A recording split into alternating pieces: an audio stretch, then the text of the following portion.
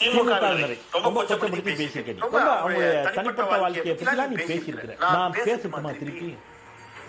பேசினா எவ்வளவு நேரம் ஆகும்? டேய், உலகத்துல எவனா ஒருத்தன் இருப்பானா? கட்டுன பொண்டாட்டிய விட்டுட்டு ஓடி போன, நான் அடுத்த வார்த்தை சொல்லட்டுமா?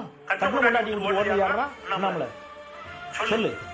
கட்டிய மனைவியை விட்டு ஓடுனது யாரு? மக்களுக்கு தெரியும் யாரு. கல்யாணமே ஆகலைன்னு, கல்யாணம் பண்ணிட்டு கல்யாணமே ஆகலைன்னு பொய் சொல்லி அபிடமிட் வரைக்கும் தாக்கல் பண்ண அந்த அதி உத்தமர் யார்? அப்படி வச்சுக்கோங்க. வேற எதாவது சொல்லுவாரு, அதி உத்தமர்.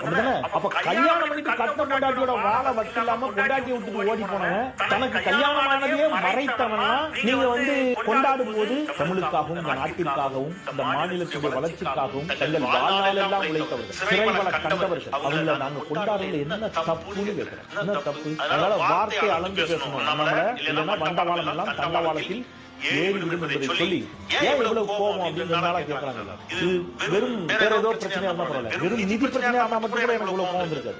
அதுவும் கோபம் வரும். ஆனா இது நம்முடைய மொழி பிரச்சனை. தமிழ் எங்கள் உயிருக்கு நேர், தாயை விட உயர்வானது நம் தமிழ். அதனால நீ அது மேல கை வச்சதுக்கு அப்புறம் இது இன்னும் தமிழ்நாடு வெகுண்டலும் நீ அதை உன் கண் முன்னாடி பார்க்க உன் பாட்டனார் ராஜகோபாலாச்சாரியை ஓட விட்ட தமிழ்நாடு எழுதி வச்சுக்கணும். யாருக்கிட்ட இந்திரா காந்தியை விட பவர்ஃபுல் லீடரா நீங்களா?